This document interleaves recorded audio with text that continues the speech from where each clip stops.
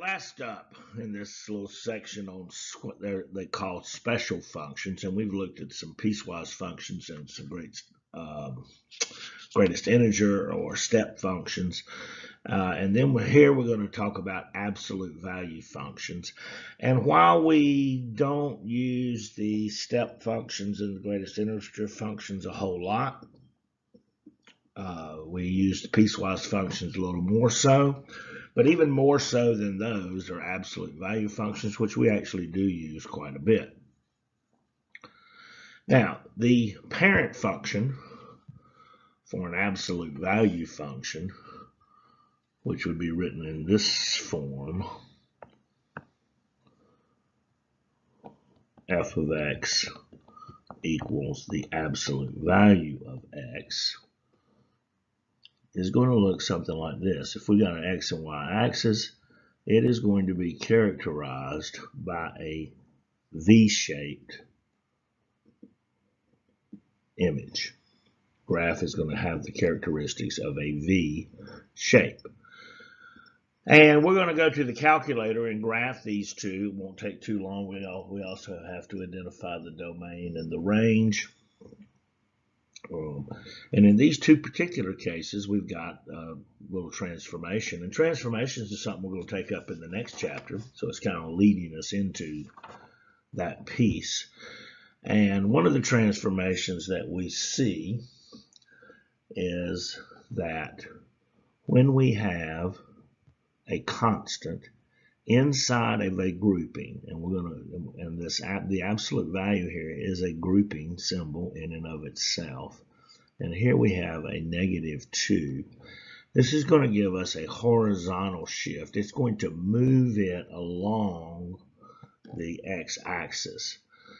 And interestingly enough, even though this is a -2, it's going to move this graph 2 places to the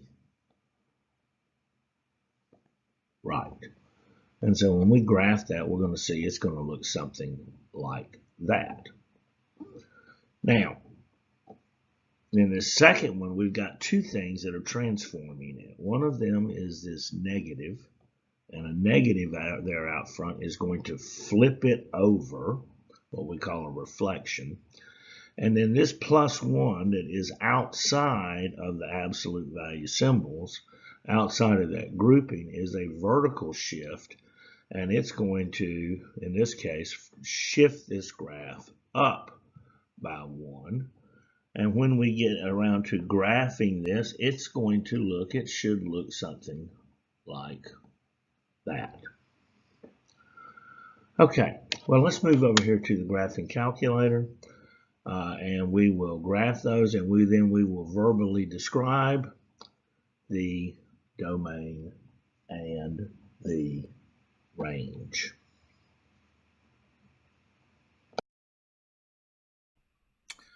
All right, well, when I was last here, it looks like I did this greatest integer function.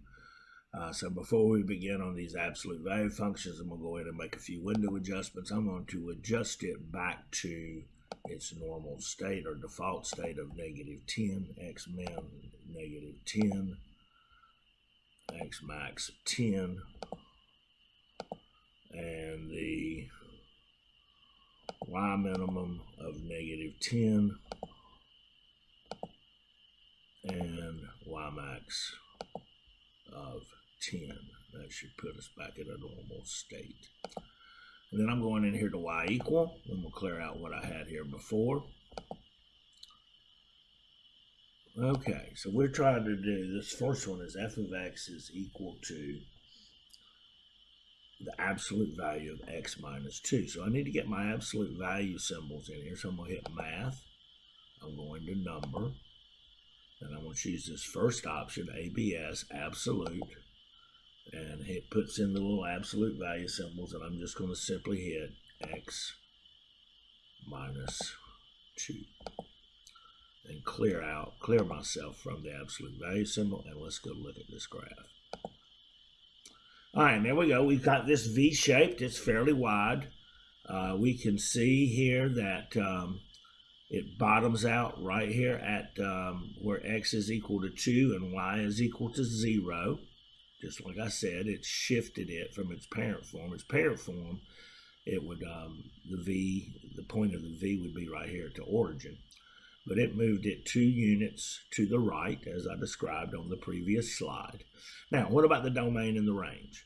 Well, I don't see any kind of restrictions on the domain. I mean, this part here is going to go on out to negative infinity, x negative infinity, and over here it's going to go out to positive infinity.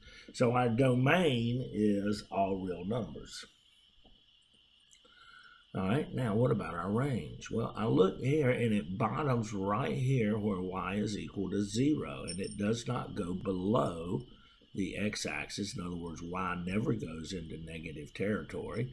And so my range is f of x such that f of x is always greater than or equal to 0. In other words, all the values of y are 0 and above positive.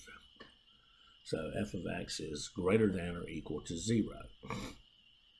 Now I'm going to go back in here and I'm going to graph the second absolute value function. And I'm going to do it in y2. I'm going to go ahead and leave this other one up just so we can look at it. And let's see, I believe if I'm not mistaken, this was negative. And then again, I'm going to put in the absolute value symbols. Go to number. Choose absolute value option 1, and then it was just simply x, absolute value of x, plus 1. And let's see what this one should be in red. All right, and there we go. And so again, it flipped it over, that negative absolute value of x, flipped the graph. It is a reflection. And the plus 1, which was outside of the absolute value symbol, gave it a vertical shift of up 1. Now what about the domain and the range again? Well, the domain, again, I don't see any restrictions on this. It looks like x goes out here all the way to negative infinity, and all the way over here to the right goes to positive infinity. And my range, though, my range is where f of x such that f of x is less than or equal to positive 1. So absolute value has V-shaped characteristic, and here we got a couple of transformations. These transformations of all functions we're getting ready to explore as we begin to take up parent functions.